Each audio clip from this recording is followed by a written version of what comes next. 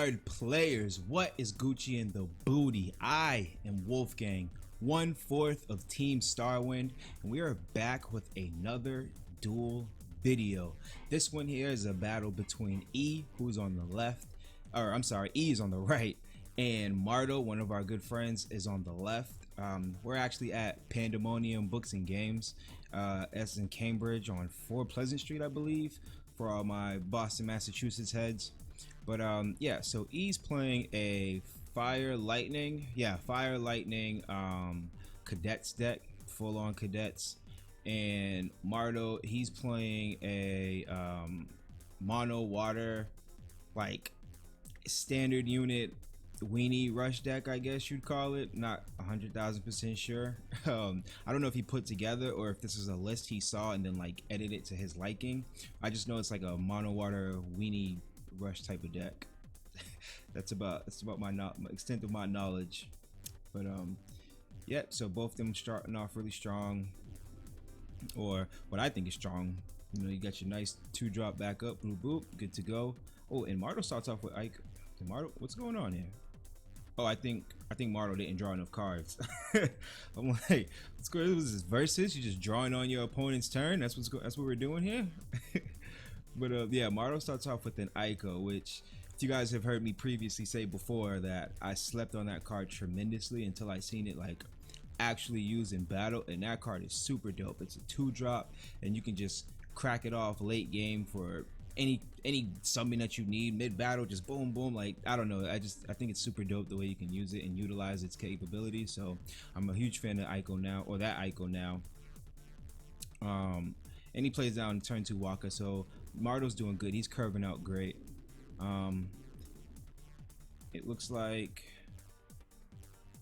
E tap 2 and discarding 2, so no one Cadets. Yep, dropped an ace into a king, and Mardo's like, oh wait a minute, oh baby, what is you doing, baby? No, baby, what is you doing?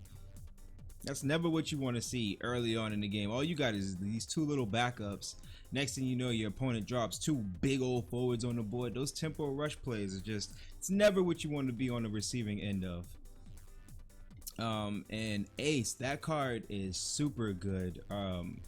Super good for Cadets. And with Ace, when I'm on the receiving end of it, I don't want to give that card maximum value. And in my opinion, maximum value is when Ace is able to swing through for a point of damage, and when you destroy him, he goes and gets what you know, whatever the opponent chooses. So it's like a funny situation, whereas you don't really want to destroy it because you know your opponent's gonna go get something out of the grave. So it's like, what do you do? And for me, in my opinion, I just take it out as early as possible. No matter what their target is in their grave, I just take it right out immediately. Let them get what they want, get it out the way. Because I don't want that card swinging in for 1 point, 2 point, 3 points of damage, and then they go and get the forward that they want after the fact. That's just giving the card way too much value. It already when you summon it to the board, looks like I'm doing some camera edits there. Already when you summon it to the board, you're getting a forward to the board as well. That's a tempo play. Then when it destroyed, you get something to your hand. That's a good play right there. So don't want to give the card too much value. And Summoner, see the play he just did there, I guess it's all right if you don't have any other backups to play, or anything else to play for that matter, like no 2-drops or 3-drops or whatever. Because in my opinion, a card like that where it costs 4, yeah, granted he turned it into a 2-drop. Oh, okay, so he summons a Summoner to put Leviathan on top, and there we go. Ace gets his point of damage, but at the same time, you don't want to send Ace back to your opponent's hand because then he just tempo out again. But so Ace, in my opinion, he's in anything now he does now is a super plus. He's already maxed out in value. He's super plusing at this point because when he's destroyed, you're getting something in hand. But with that Summoner thing, I'd rather not. All you basically did was waste its effect. You made it into a 2-drop, yeah, but all you did was just show your opponent what summon you had in your hand, or whatever the case may be. You know, you didn't get the value out of it. It's best, in my opinion, to play it like late game or when you're not dumping a summon to play it, when you're actually playing it to get a summon back so you can make a play. That's how I feel is the best way to use that card. But you know, granted, if you don't have anything else to play, do you, boo boo, by all means, do you. You get what I'm saying? And E dumps the Amon. I keep saying dump when I meant to say play. E plays the Amon, which that card can literally be the bane in your existence. If that card stays on the board for too long, your opponent just starts playing. I don't know if you guys ever played Yu-Gi-Oh! Clown Control. That's throwback kind of. Clown Control, they just keep turning you to defense position. They keep dulling you, keep tapping you in the most inconvenient of situations. It's annoying. Gets real old real fast. But it looks like Mardo doesn't have too much. He's setting up. He's setting up a good backup. He's got his mana going. He's setting up a good backup consistency, and he summoned another summoner, so he's able to control what's about to happen. And I believe he put a Leviathan on top. So no matter who swings, what swings, somebody's going back to hand. And I'm assuming, oh no, because he's just gonna send back Amon, correct?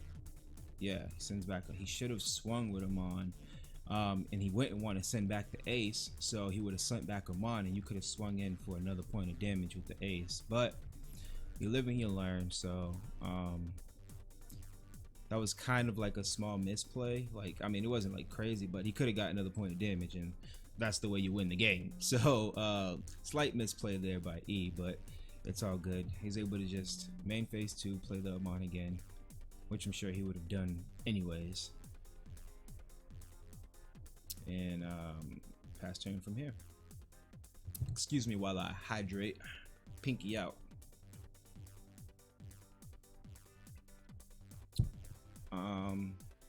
All right, so Mardo's got a good field going on.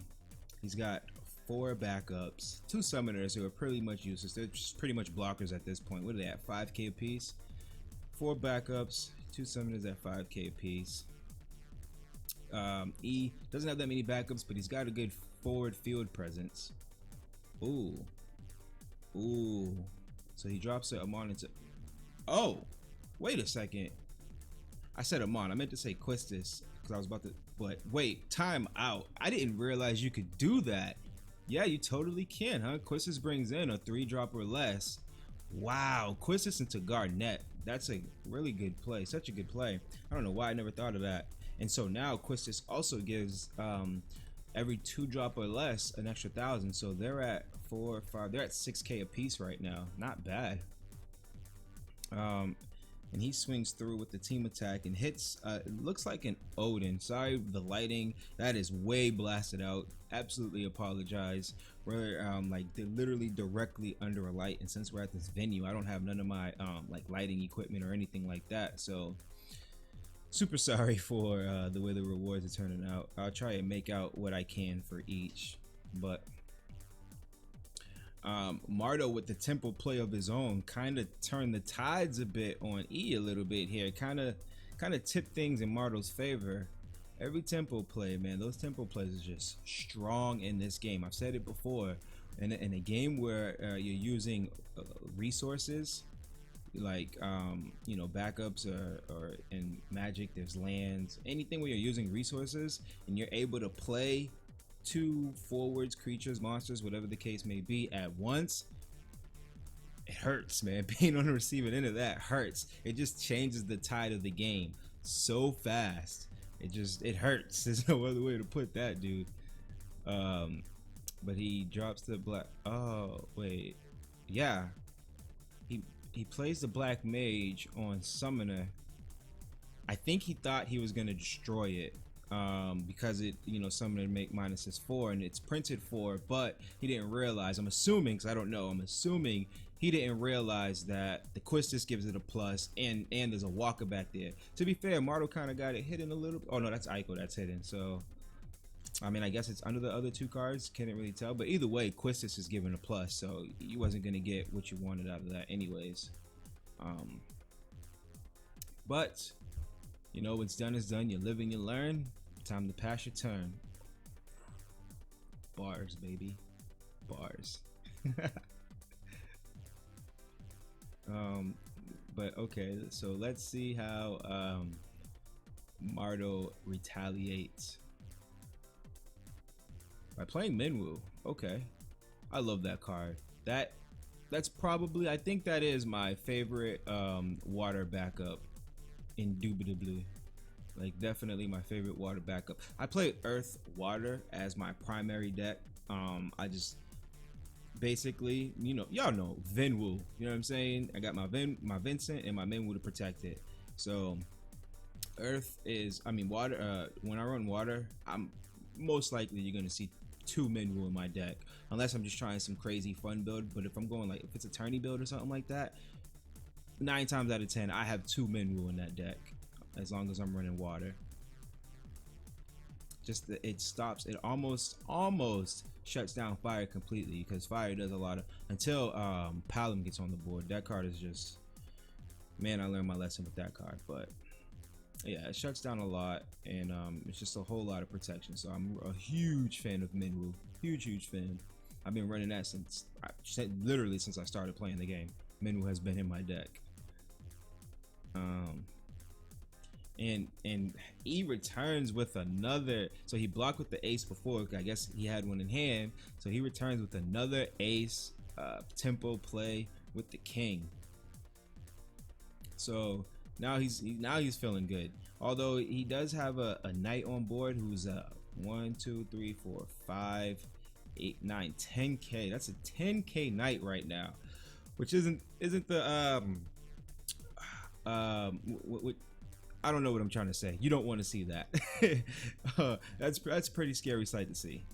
But he also has a king that's 10k himself. So, you know, I guess I wouldn't necessarily want to trade a 9k. I mean a 5-drop for a 2-drop. But okay. So yep, he uses the Amon to tap the knight, because yeah, you just don't want to. You don't want no problems with that. Swing out there. And let's see what he does. Does he block or let it go through? He's checking Graves, I'm assuming. Yeah, he goes for the block. And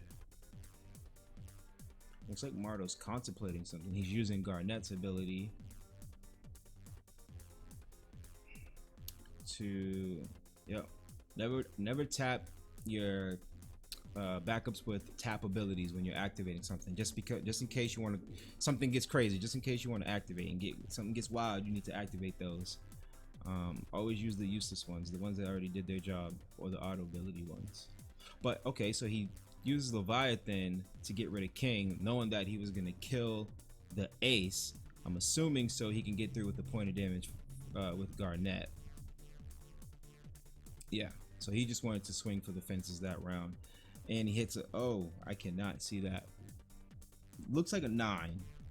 I'm so sorry, guys, for the position and placement of the cards, like the way it's just blasted out like that. I'll do better next time. You live and you learn. Live and learn. But so, and he plays another knight. Wow, I'm just not noticing that. So he plays another knight. So Mardo's just going all out with the weenie rush. They're both at 10k a pop. It's just E's only got, so E's down in backups and forwards at this current moment, and he's only got an Amon down there, which in most cases would be a major threat. But right now it's not looking. It's kind of looking puppy dog, kind of a lot less wolf, more so puppy dog in this moment. But we'll see how things turn up and turn around. And he drops the Cyclops, which honestly I would have kept in hand, to be quite honest, just because, well, oh, never mind. I see he's got another one in hand. All right, he's good to go, so he can block. And oh, I believe he was asking how much attack does Quistis have, and she's like, everybody's boosted by 1,000. Except the knights, they're boosted by 2,000. Well, I guess technically they're boosted by what, 7,000? Because their printed is only 3. So okay, so he drops the king, taps 2, drops king to play Odin. Breaking the quizzes. Okay, well, I'm assuming he didn't want them to have that extra 1,000 boost. Interesting, very interesting play there because he has Odin in hand. So if he would have swung with the knights or something like that, he could have Odin the board, killed one of them. Hopefully he could have killed one of them, and then also hopefully stopped Mardo from swinging with everybody else because they'd be -3. This is all hopefully, of course. He activates Mardo, or he activates Amon, targeting. I think he pointed at the knight. I'm not sure. Oh, so he sends back. Excuse me. He sends back. Oh gosh, it's not looking good. Mardo's he just wants to swing for the fences. He's just going in for the damage. I guess that's what Weenie Rush does. So I guess the point of his deck really is to send everything back to your hand and swing for the fences while your board is looking hurt and empty. And he's kind of using the fact that he's not blocking or attacking with Amon against him. So every time he dulls Amon, well, I shouldn't say attacking because it'd be dulled too. So he's not blocking with Amon. So every time he dulls Amon, he sends back the other creature so he can get through for direct damage, which right now it's working. At first he was down 3-zip and now he's up 4-3. So looks like Mardo's plan is working out for him. So let's see how E decides to return the favor.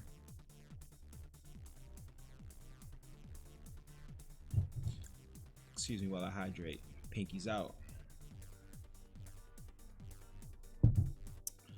Oh yeah. Okay, so he dumps the Cyclops. Now, see, I would have kept the Cyclops, but just because it would have kept you in the game. But he does go for the ace, which is a super smart play here because he's down in forwards. And so a tempo play would be really, really good right now. So that was in my opinion, a very, very smart move for E to kind of put himself back in the game. It won't tip things in his favor per se, I don't think, but I think no matter who he brings out, it'll help him stabilize a bit here. But let's see what E decides to do. What are his options? Did he just pass his turn? Is that what he just did? He didn't do that.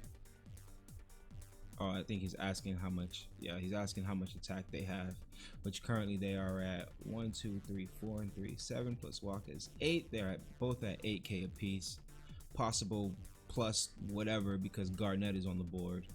That card, man, that card can really catch you off guard if you're not paying attention. And it's crazy because they can activate anything like a Leviathan. They can get rid of one of your creatures and get boosted by 1,000, smack the creature you swung out with or defended with or whatever. It's Garnett that is a strong card, boy. Let me tell you, Garnett is one powerful card. Definitely recommend trying her out if you have not. If you had your doubts, try her out because trust me, she is nice. It looks like he is contemplating. He's kind of having trouble deciding what he wants to get rid of.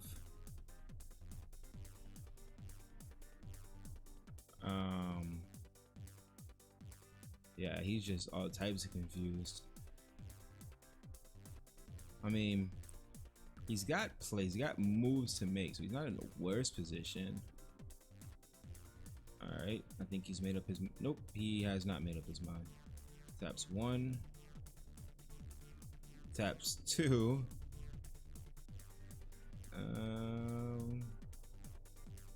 Gets rid of. So I think he's going for the ace play, which is that's a smart play to do.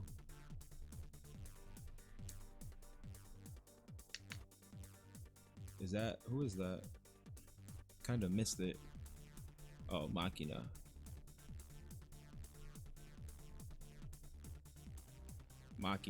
Dude, that card is so good.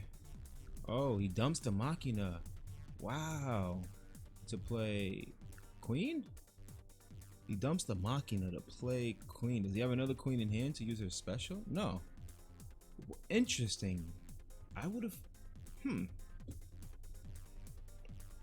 He chose Queen over Machina. Very, very interesting. let's see how let's see what Mardo does.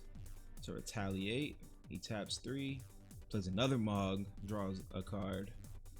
That's all his deck does really. It plays a bunch of little guys, boosts up the little guys, and draws a bunch of cards and sends all your cards back to your hand. That's the essence of the deck that the mono water deck that Mardo is running. And E uses Amon to tap a knight, swing with a knight. Does he block or let it go through?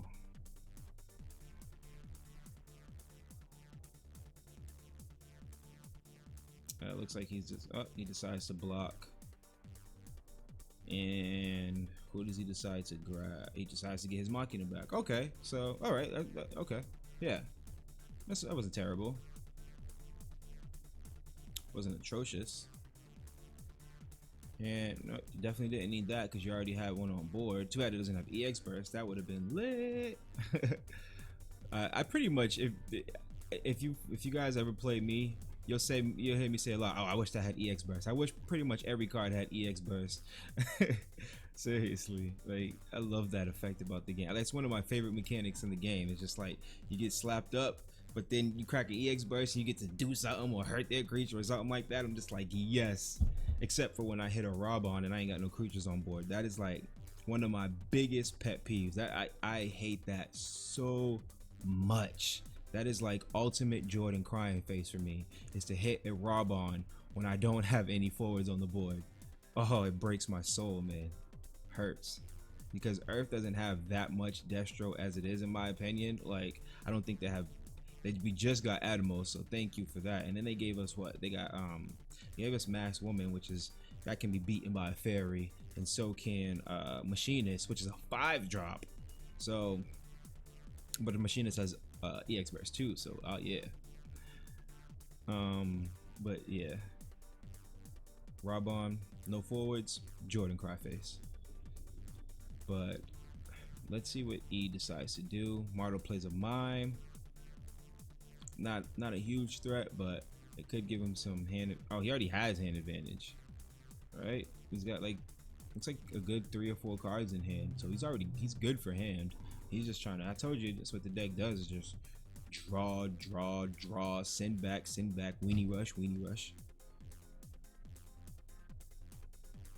So he plays Scythe, taps 2 more, plays an Odin. Okay. Odin. Excuse me. The phone was vibrating. Sorry about that, guys. I said Odin too. He plays Ifrit to get rid of the Mime, so he can swing. He just wants his point of damage. The only way to win. Ooh, he hits a Sildra. Yes. The only way to win is to swing through for damage. Although Mardo is up and forwards, so and he's at 5 right now, so he's in the danger zone. He's in the red. It's not looking good. And actually, you know what? If Mardo wanted to, he can just crack off the Mog. Yeah, he only needs 2 more points of damage. He cracks off Mog, gets rid of any one of them, and he swings through 2 points of damage. That's game. He could possibly end it this turn. He decides not to use him on, which is the right thing to do. Kill him, right? And he swings. Wait a second. What just happened here? Okay. Well, he swings. He hits an EX burst. He hits an EX burst, which is Ifrit, but he can't do anything because of Waka. They're too strong. And then he swings with Garnet. He only had 1 card in hand. Yeah, there was nothing he could do. I'm very curious as to why he didn't just crack off the Mog. Maybe he didn't realize it. So kind of a slight misplay on Mardo's end.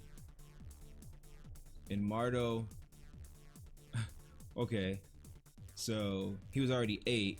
He activated Moogle and discarded 1 so he could Discard 2? Why did he discard 2? He just made Garnett strong. I guess he just wanted to get the Amon off the board. But why did he discard 2 for the Moogle? How many cards does he have in hand? Looks like 4 or 5. 1, 2, 3, 4. Okay, so he has 5 cards in hand. Okay. So I'm assuming he dropped the other card because he was... Okay, I thought he was going to pass turn, but no. He just dumped 2 cards. I guess that was another misplay on his behalf. Would you call that a miss? Yeah, he just spent 2 extra CP for no reason. He just dumped the card for not much reason, but hey. He's probably gonna watch this and be like, dude, what was I, what? No, dude, what was I thinking? Dude. But he is in a pickle right now. He is in a very, very massive pickle at this point in time because he's got 6. That's it. He's got 1 HP. He's staring down the barrel of a 45 right now. And he can't swing with anybody. Is he swinging? No way. He is swinging. Oh, and he runs into a fairy. That hurts.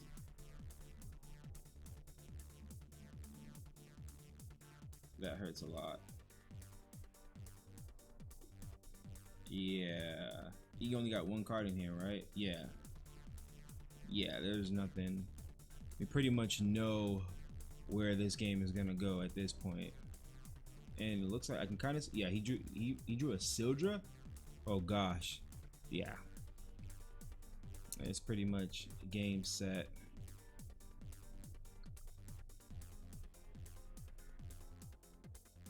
And he cracks off the Mog, send back Amon to his hand, and swing away for the fences to end the game. Ouchie burgers.